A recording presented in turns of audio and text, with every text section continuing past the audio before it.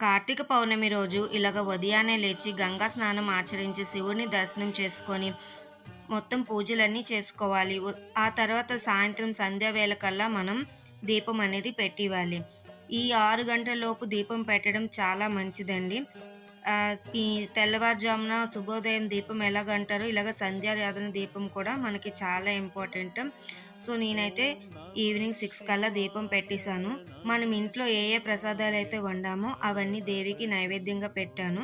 దాని తర్వాత భర్త ఆశీర్వాదం తీసుకొని ఇవన్నీ ముత్తైదువులకి రాయడానికి పసుపు, కుంకుమ, గంధం అలాగే వాయినాలు కూడా. ఇలాగ వచ్చిన వాళ్ళందరికీ నేను పసుపు, పారాని అన్నీ రాసి ఆళ్ళకేమో ఇచ్చినమ్మ వాయనం, పుచ్చినమ్మ వాయనం అంటూ అందరికీ వచ్చిన అందరికీ నేను వాయనం ఇచ్చి వాళ్ళ ఆశీర్వాదాలైతే తీసుకున్నాను.